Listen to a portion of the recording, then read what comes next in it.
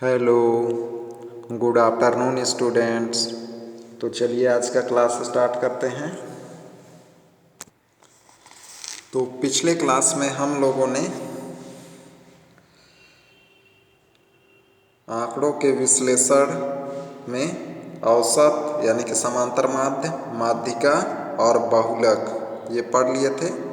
तो इसमें जो हम लोग पीछे जो पढ़े समांतर माध्य, बहुलक और माध्यिका, तो जिसमें आंकड़ा जो रहता था वह अवर्गीकृत रहता था। तो अभी जो पढ़ेंगे वो हम लोग आंकड़ा वर्गीकृत रूप में दिए रहेगा हम लोगों को।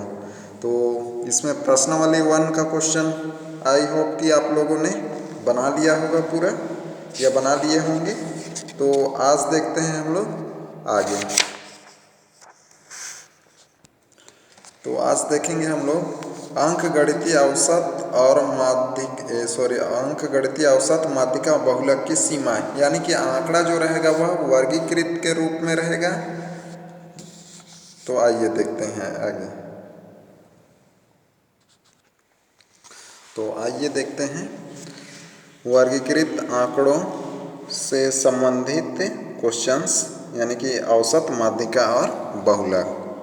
तो जैसे ये उदाहरण नंबर 10 है, तो यहाँ देख रहे होंगे कि एक इस तरीके से सारणी दिया गया है।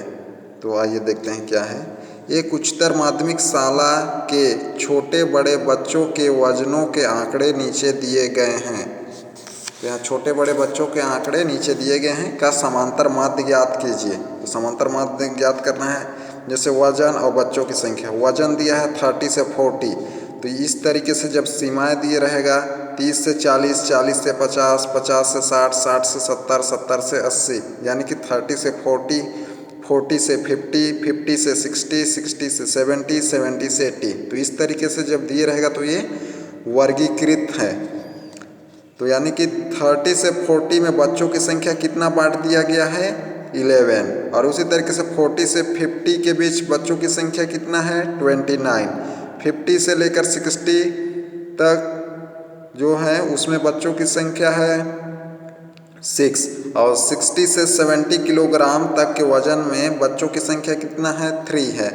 उसी तरीके से 70 से 80 इनके किलोग्राम, यानी कि 70 से 80 किलोग्राम वाले बच्चों की संख्या 1 है। तो इस तरीके से दिए रहेगा वर्गीकृत में।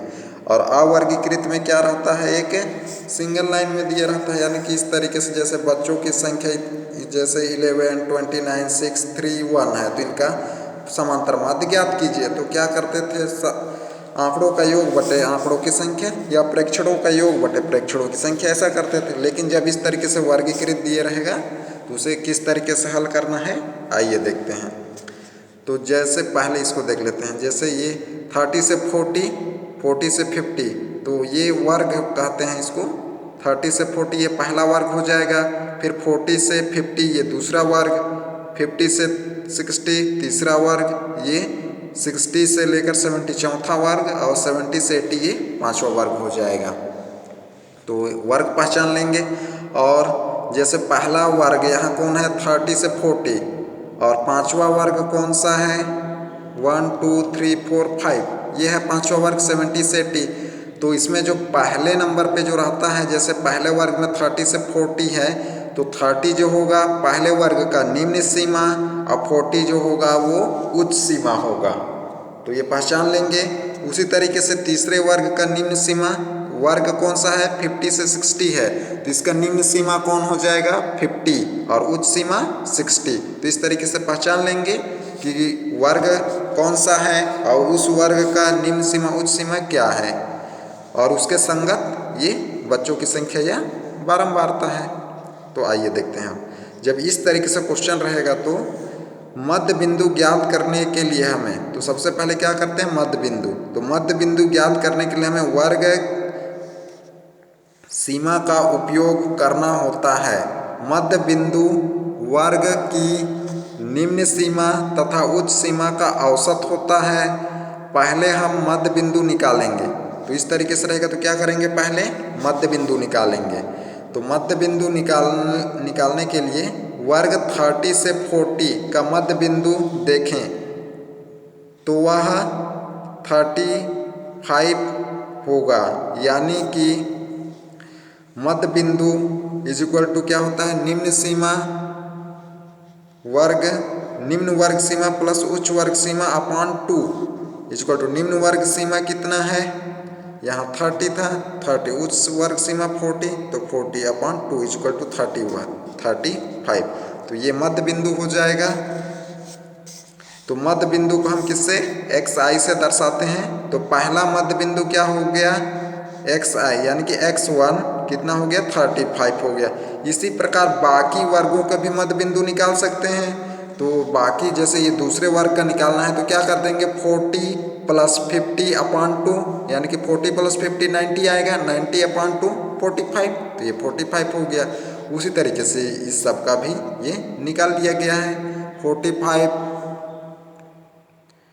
55, 65, 75 होंगे। अब प्रत्येक मध्य बिंदु के वर्ग की बारंबारता से क्या कर देते हैं, गुणा कर देते हैं। इसका उपयोग माध्य ज्ञात करने के लिए करेंगे। तो ये नई तालिका, तो इस तरीके से मध्य बिंदु निकाल लेंगे। तो तालिका बना लेते हैं। पहले वजन किलोग्राम में दिया गया था यहाँ, फिर वर्षों की संख्या, बच्चों की संख्या, यहाँ वर्षों लिख दिया गया है तो बच्चों की संख्या लिखेंगे। F1 से इसको, ये बच्चों की संख्या ये था तो उसी को यहाँ लिखा गया है। फिर मध्य बिंदु को xi से, फिर यहाँ पर fi xi ऐसा निकालते हैं, fx निकालते थे, फिर सिग्मा fx निकालते थे। तो उसी तरीके से यहाँ ये मध्य बिंदु, अब ये 35 कहाँ से आया पता है, यहाँ निकाले थे ये 30 + 40 अपॉन 2, तो 35 आया था। उसी तरीके से 40 + 50 90 आएगा अपॉन 2, तो कितना आ गया, 45। तो इस तरीके से मध्य बिंदु है प्रत्येक वर्ग का, ये हो गया। फिर क्या करते हैं, fi xi को क्या कर देते हैं, मल्टीप्लाई। तो fi पहला 11 × 35, तो क्या आ जाएगा, 385। उसी तरीके से फिर 29 मल्टीप्लाई इसको कर देंगे तो यहाँ जाएगा। फिर आगे भी मल्टीप्लाई ऐसा करेंगे और उसको यहाँ पर लिख देंगे, आप लोग लिखेंगे। फिर सबको क्या करते हैं, योग। तो ये योग है, योग, तो यहाँ से योग निकाल लेंगे। इसका योग 50 और इसका नहीं निकालना है, किसका, f का योग और ये fx का योग, ये निकाल लिए। तो अतः हम पाते हैं कि बनी तालिका fi यानी कि fx का योग, यानी कि ये सिग्मा, ये जो है इसको लिखेंगे तो सिग्मा fi xi ये इक्वल, तो इतना है। तो ये हो गया। इतना हो जाने के बाद, इससे पहले हम लोग क्या किए थे, sigma fx upon sigma f ऐसा निकालते थे फॉर्मूला, तो वही फॉर्मूला लगा देंगे यहाँ। तो समांतर माध्य x bar is equal to क्या होता है, sigma fx upon sigma f होता है। तो यहाँ i से sigma fi xi upon sigma f, तो यह क्या करता है, योग को प्रदर्शित करता है। तो योग इतना मिला है हम लोग को 2290 अपॉन सिग्मा f का मान 50 डिवाइड कर दी, तो ये हो जाएगा औसत। तो इस तरीके से ज्ञात करना है, बन जाएगा। ये था समांतर माध्य। तो आगे देखते हैं आप वर्गीकृत आंकड़ों का बहुलक। अब वर्गीकृत आंकड़ों का अब क्या देखेंगे हम लोग, बहुलक। अब इससे पहले जो देखे हम लोग, क्या देखें, वर्गीकृत आंकड़ों का औसत या समांतर माध्य। अब देखेंगे हम लोग बहुलक। तो आइए देखते हैं। तो इससे पहले जो पढ़े थे हम लोग बहुलक, जिसमें आंकड़ा वर्गीकृत नहीं होता था। तो बहुलक क्या होता है, दिए गए आंकड़ों में जो सबसे ज़्यादा बार आया रहता है वही दिए गए आंकड़ों का क्या होता है, बहुलक होता है। लेकिन जब आंकड़ा वर्गीकृत के रूप में रहे, जैसे ये देखते हैं, ये उदाहरण नंबर 10 का ही क्वेश्चन है। तो इसका बहुलक ज्ञात करना है। तो जैसे यहाँ वजन केजी में दिया था, 30 से 40 में बच्चों की संख्या 11, फिर 40 से 50 में बच्चों की संख्या 29, फिर 50 से लेकर 60 किलोग्राम वाले में बच्चों की संख्या कितना है, 6 है। फिर 60 से 70 किलोग्राम भार में बच्चों की संख्या 3 है। फिर 70 से 80 किलोग्राम में बच्चों की संख्या कितना है, 1 है। तो इसका हम लोग को बहुलक ज्ञात करना है। तो बहुलक जो ज्ञात करना है, तो बहुलक क्या होता है, दिए गए आंकड़ों में जो सबसे ज़्यादा बार आ रहा था वह बहुलक होता है। तो इसमें सबसे अधिक संख्या कौन है, ये 29 है। तो बहुलक जो है 29 के वर्ग का, तो ये जो 29 सबसे ज़्यादा है इसमें से, तो इसका वर्ग कौन सा है? 40 से 50 वर्ग है, यानी कि बहुलक जो वर्ग है 50 है, ये बहुलक वर्ग है। और जिसमें 40 को क्या कहते हैं हम लोग? निम्न सीमा, और 50 को क्या कहते हैं? उच्च सीमा। इतना समझ गए? तो आइए देखते हैं। तो ऊपर हमने यह पाया कि औसतन बच्चों का वजन क्या है। यदि हम यह जानना चाहते हैं कि कौन सा वजन सबसे ज़्यादा बच्चों का है, तो हम इन आंकड़ों का बहुलक पता करना होगा। तो सबसे ज़्यादा वजन किसमें का? तो बहुलक से पता चलेगा।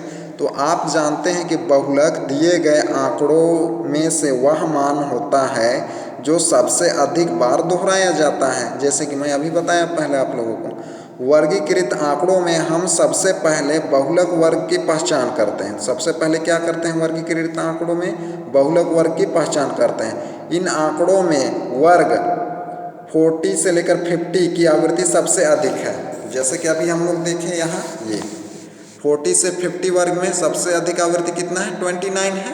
तो बहुलक वर्ग कौन हो जाएगा? 40 से 50। तो यह बहुलक वर्ग है। हमें इससे यह पता चलता है कि आंकड़ों का बहुलक इसी वर्ग के अंतराल के बीच मौजूद है। तो इस प्रकार की स्थिति में बहुलक सूत्र में मान रखकर ज्ञात कर लेते हैं। तो इस तरीके से जब आंकड़ा वर्गीकृत में रहेगा तब बहुलक निकालने के लिए ये सूत्र याद करना पड़ेगा आप लोगों को। ये सूत्र है बहुलक का। ये बहुलक is equal to L plus bracket में F1 minus F0 upon 2F1 minus F0 minus F2 bracket बंद, फिर मल्टीप्लाई H। तो इसमें L, F1, F0, F2 और H क्या है यहाँ बताया गया है। जैसे L बहुलक वर्ग की निम्न सीमा, तो बहुलक वर्ग हम लोग का कौन सा है? 40 से 50 है। तो बहुलक वर्ग की निम्न सीमा को क्या कहेंगे? L से प्रदर्शित करेंगे। और बहुलक वर्ग के ठीक पहले की बारंबारता, बहुलक वर्ग के ठीक पहले की बारंबारता को क्या कहेंगे? F0 से प्रदर्शित करेंगे। और बहुलक वर्ग की बारंबारता, बहुलक वर्ग की बारंबारता को किससे? F1 से। और F2 बहुलक वर्ग के ठीक बाद की बारंबारता, और H जो है वर्ग अंतराल की माप। तो इतना याद रखना है आप लोगों को। तो बहुलक वर्ग की निम्न सीमा, जैसे यहाँ पर देखते हैं इस क्वेश्चन में, तो L सूत्र जो था हम लोग का, तो बहुलक का सूत्र ये था, बहुलक is equal to L plus bracket में F1 minus F0 upon 2F1 minus F0 minus F2 bracket बंद, फिर मल्टीप्लाई H। तो L किसके प्रदर्शित? बहुलक वर्ग की निम्न सीमा। तो बहुलक सबसे अधिक आवृत्ति हम लोग को कितना है? 29। तो बहुलक वर्ग कौन सा है? ये बहुलक वर्ग 40 से 50 है। तो L कौन होता है? बहुलक वर्ग की निम्न सीमा। तो बहुलक वर्ग की निम्न सीमा कौन है? ये 40 है। तो L का मान कितना हो जाएगा? 40। फिर इसके बाद क्या करते थे? F0। तो F0 L जो होगा यहाँ क्या हो जाएगा? 40 हो जाएगा। और F0 को क्या बताया गया था? बहुलक वर्ग के ठीक पहले की बारंबारता। तो बहुलक वर्ग के ठीक पहले की बारंबारता को किससे प्रदर्शित करते हैं? F0 से। तो बहुलक वर्ग कौन सा है? ये है। इसका ये क्या है? बारंबारता है। अब ये वर्ग है, तो बहुलक तो ये है 29, इससे ठीक पहले की बारंबारता, तो उससे किससे प्रदर्शित करते हैं? F0 से। तो ये है बहुलक को आवृत्ति यानी कि बारंबारता, ये है बहुलक बारंबारता। तो उससे ठीक पहले, तो इससे पहले कौन है? 11। तो ये F0 का मान है। तो F0 क्या हो जाएगा? 11। इतना समझ गए? फिर F1 जो होता है वह क्या होता है? बहुलक वर्ग की बारंबारता। F1 क्या होता है? बहुलक वर्ग की बारंबारता, यानी कि ये 29। और F2 क्या होता है? बहुलक वर्ग के ठीक बाद की बारंबारता। तो F2 इज इक्वल टू क्या हो जाएगा? ये बहुलक की बारंबारता है। तो इसके बाद कौन है? ये। तो ये F2 यानी कि 6। इतना समझ गए? और H जो होता है वर्ग अंतराल, देखते हैं। तो यहाँ कितने का अंतर है, 40 से 50 कितना है इसके बीच, 10 है, तो ये हो जाएगा 10। तो इस तरीके से पहचान लेंगे h का मान 10। तो बहुलक L क्या होता है, बहुलक वर्ग की निम्न सीमा, ये बहुलक वर्ग की निम्न सीमा अर्थात ये L होगा। और फिर क्या है F0, F0 क्या होता है, बहुलक वर्ग की बारंबारता के ठीक पहले, तो ये बहुलक बारंबारता है तो उससे पहले ये F0, ये F1 और ये F2, तो इतना पहचान लेंगे। और h निकालने के लिए क्या करेंगे, जो भी बहुलक वर्ग रहेगा उसमें अंतराल कितना है देख लेना है। तो सबसे उच्च सीमा, ये उच्च सीमा है, ये निम्न सीमा है, जब उच्च सीमा में निम्न सीमा को माइनस कर देंगे तो अंतराल ज्ञात हो जाएगा।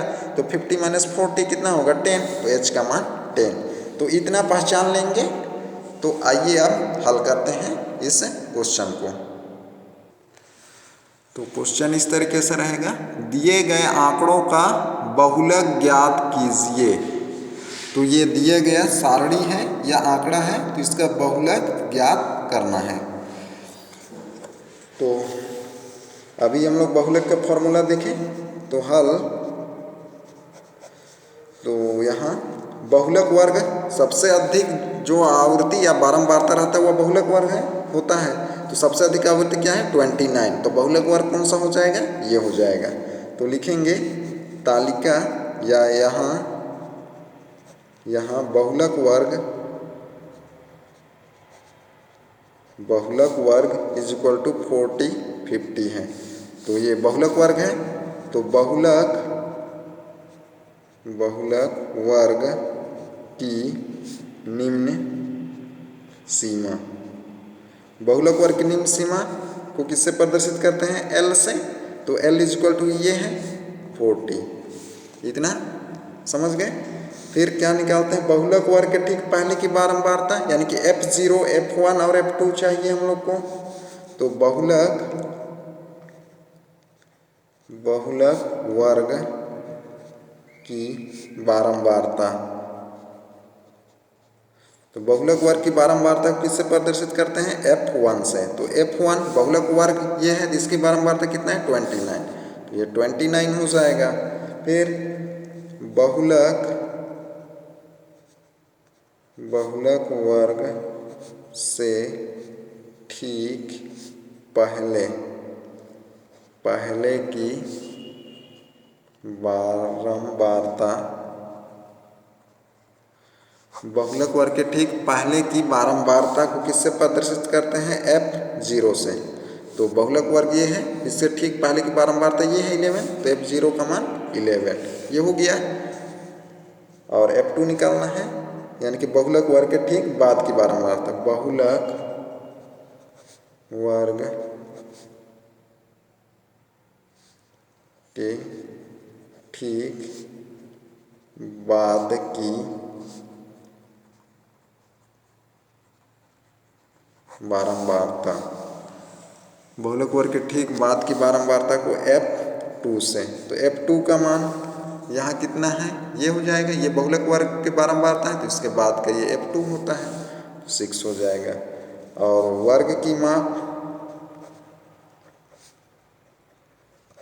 h इज इक्वल टू कितना है, 10। तो यहाँ अंतर कितना है इनके बीच में, 10 का, तो अंतर। अब सूत्र में रख देंगे। तो सूत्र कि बहुलक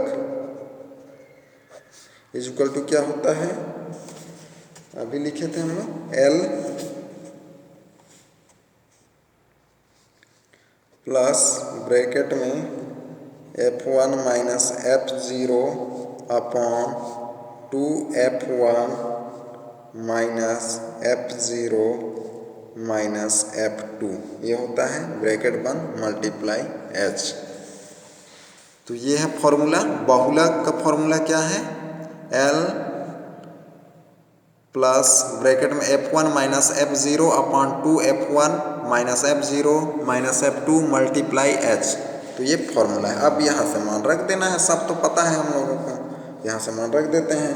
तो L का मान कितना है, यहाँ से रखेंगे, ये L का मान 40 प्लस F1 का मान ये 29, तो क्या रख देंगे 29 माइनस F0 का मान यहाँ से 11 ये रख दिए। फिर 2 F1 का मान कितना है, F1 का मान ये 29, तो यहाँ 29 मल्टीप्लाई में रहेगा ना, यहाँ मल्टीप्लाई है। फिर माइनस F0 का मान कितना है 11, तो माइनस 11 ये हो जाएगा। फिर माइनस अब क्या है F2 का मान कितना है 6, तो ये 6 रख दिए। फिर ब्रैकेट बंद, फिर मल्टीप्लाई H का मान 10, तो ये रख दिए। अब इसको सबको सरल कर देना है, सरल करने तो आ जाएगा, सरल कर देते हैं, माइनस कर देंगे यहाँ तो कितना हो जाएगा 18, और नीचे यहाँ इसका मल्टीप्लाई तो 58 हो जाएगा।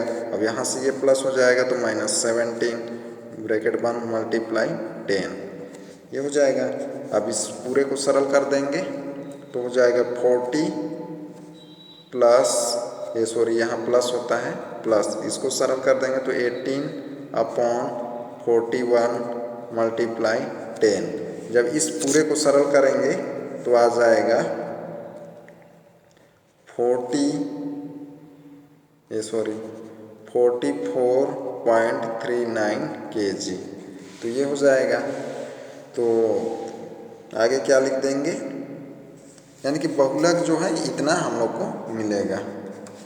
तो ये जो है इसी को मैं बताया हूँ यहाँ, ये जो था उदाहरण नंबर 10 का ही क्वेश्चन था, तो इतना मिला था हम लोग को। फिर नीचे क्या हो जाएगा, यह L+D के करीब है क्योंकि F0 बड़ा व F2 से छोटा है। तो यह क्या है, ये जो बहुलक जो मिला है हम लोग को L+D के करीब है क्योंकि F0 बड़ा व F2 छोटा है। इस प्रकार वर्गीकृत आंकड़ों का बहुलक ज्ञात किया जा सकता है, यह बहुलक आंकड़ों के करीब है। तो बहुलक जो होगा हम लोग का ये हो जाएगा, तो इस तरीके से ज्ञात करना है तो बन जाएगा। तो आइए अब देखते हैं आगे। तो आइए देखते हैं आप वर्गीकृत आंकड़ों का माध्यिका ज्ञात करना। तो ये दिया है सारणी, तो निम्न सारणी की माध्यिका ज्ञात कीजिए। तो इससे पहले हम लोग समांतर माध्य बहुलक पढ़ चुके, तो बन जाएगा ज्ञात करने समांतर माध्य बहुलक। तो अब देखते हैं माध्यिका। तो जैसे यहाँ वर्गांतर दिया है 0 से लेकर 10, 10 से 20, 20 से 30, तो इस तरीके से लास्ट जो है 50 से 60। अब आवृत्ति दिया है 4, 6, 10, 7, 3, 2 इस तरीके से दिया है। तो देखते हैं, तो पहला जो वर्ग है 0 से लेकर 10, तो इसमें आवृत्ति कितना है 4 है। दूसरा वर्ग 10 से 20 है, इसका आवृत्ति 6 है। तीसरा जो है 20 से लेकर 30 आवृत्ति कितना है 10 है। फिर आगे जो है चौथा 30 से 40 आवृत्ति 7 है। फिर आगे जो है पांचवा 40 से 50 में आवृत्ति 3, फिर आगे है 50 से लेकर 60 में आवृत्ति 2 है। तो इसका हम लोग को माध्यिका ज्ञात करना है। तो इससे पहले अवर्गीकृत आंकड़े में हम लोग माध्यिका ज्ञात करना सीख चुके हैं, यानी कि पढ़ लिए हैं। तो यहाँ हम लोग वर्गीकृत कर देख रहे हैं। तो इसके लिए तो एक सारणी बना लेंगे इस तरीके से, वर्गांतर, आवृत्ति, फिर संचयी बारंबारता या संचयी आवृत्ति।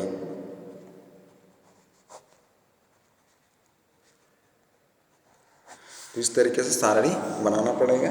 तो वर्गांतर क्या है 0 से लेकर 10, फिर कितना था 10 से लेकर 20, फिर 20 से लेकर 30, 30 से लेकर 40, 40 से लेकर 50, फिर 50 से लेकर 60।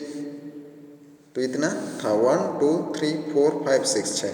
तो 0 से लेकर 10 में आवृत्ति कितना है 4 है, तो ये यहाँ पर 4 लिख देंगे, इतना हो गया।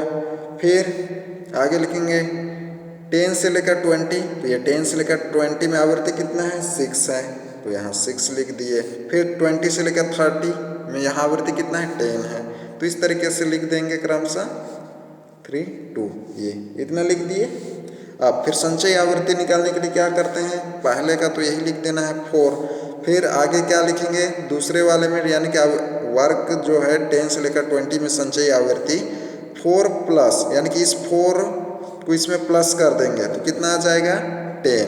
तो ये हो जाएगा, ये समझ गए 10 कहाँ से आया, इसमें प्लस कर देना है किसको, इसको दूसरे वाले 10 हो गया।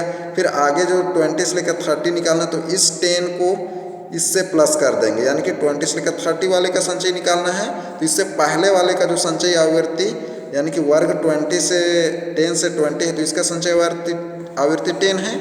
तो इस संचयी आवृत्ति को अगला जो निकालना है हम लोग को 20 से लेकर 30 वर्ग का संचयी आवृत्ति, तो उसमें प्लस कर देंगे उसके आवृत्ति से 10 और ये 10 कितना हो जाएगा 20, तो उसको यहाँ लिख देंगे, समझ गए।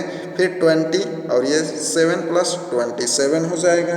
फिर 27 प्लस 3 30 हो जाएगा, 30 प्लस 2 32। तो इस तरीके से संचयी आवृत्ति निकालना है, निकालने आ जाएगा। तो इसको सारणी बना लेंगे ऐसा,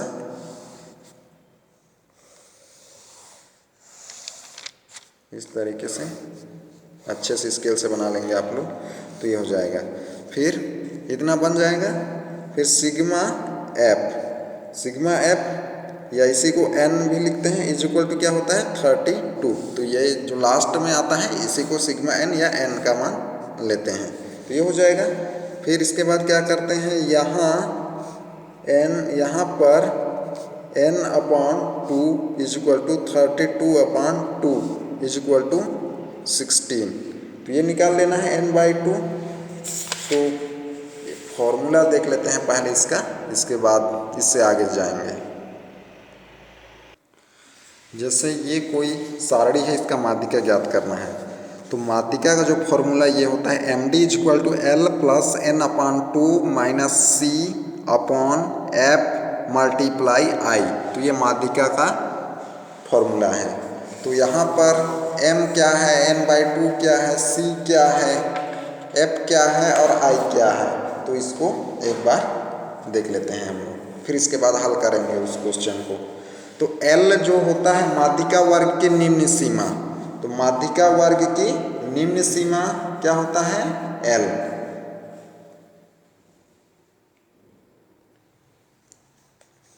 L क्या है माध्यिका वर्ग की निम्न सीमा।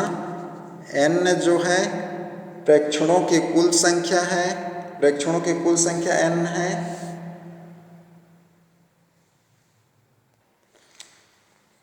L क्या है माध्यिका वर्ग की निम्न सीमा, और n जो है प्रेक्षणों की कुल संख्या है, प्रेक्षणों की कुल संख्या है। और C जो है माध्यिका वर्ग के ठीक पहले की संचयी बारंबारता, ठीक पहले की संचयी बारंबारता, अभी क्वेश्चन में देखेंगे तो स्पष्ट हो जाएगा। और F जो है माध्यिका वर्ग की बारंबारता, और I जो है I या जिसे H से भी प्रदर्शित कर सकते हैं, या वर्ग की माप है।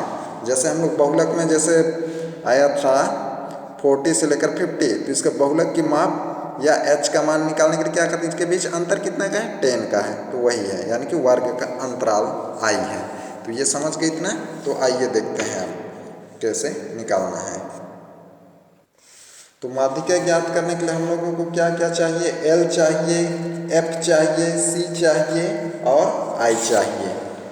तो n तो ये होता है, फिर n/2 निकालते हैं, फॉर्मूला में था हम लोग का n/2, तो ये हो गया। तो इसको सरल किया तो कितना आ गया 16 आया है यहाँ पर। तो ये जो है n/2 निकाल लेना है, इसके बाद ही हम लोग को पता चलेगा कि माध्यिका वर्ग कौन सा है। तो उसके लिए देखते हैं कि 16 संचयी आवृत्ति 20 के अंतर, अब देखना है कि 16 जो है संचयी आवृत्ति में किसके निकट है, यानी कि किसके पास में है। तो n/2 निकालना है, फिर वहाँ से देखना है, तो वहाँ से हम लोग को माध्यिका वर्ग मिलेगा या माध्यिका वर्गांतर। तो अब देखना है संचयी आवृत्ति में कि 16 जो है किसके निकट है, तो ये संचयी आवृत्ति है। तो यहाँ देख रहे हैं 4, 10, 20, 27, तो किसके निकट है 16 20 के ज़्यादा निकट है, तो ये हो जाएगा संचयी आवृत्ति में 20 के निकट है। तो इसका वर्गांतर जो क्या हो जाएगा हम लोग का, ये हो जाएगा, ये संचयी आवृत्ति 16 जो है संचयी आवृत्ति 20 के अंतर्गत है, तो माध्यिका जो आवृत्ति जो होगा वो 20 के अंतर्गत होगा, और यानी कि संचयी आवृत्ति के अंतर्गत। तो इसका माध्यिका वर्ग क्या हो जाएगा 20 से लेकर 30, तो अतः माध्यिका वर्ग क्या हो जाएगा 20 से लेकर 30। तो इतना समझ गए। तो अब यहाँ से L पता चल गया, तो L इज इक्वल टू कितना हो गया 20, निम्न सीमा होता है। और F जो क्या होता है एफ जो है सॉरी हाँ एफ जो होता है जो संचयी आवृत्ति है उसे ठीक माध्यिका वर्ग की बारंबारता यानी कि माध्यिका वर्ग की बारंबारता को एफ से प्रदर्शित करते हैं। तो ये माध्यिका संचयी यानी कि माध्यिका वर्ग ये है तो इसका आवृत्ति कितना है 10 है जिसको एफ से प्रदर्शित करते हैं। तो एफ का मान क्या हो जाएगा 10 तो ये हो जाएगा। फिर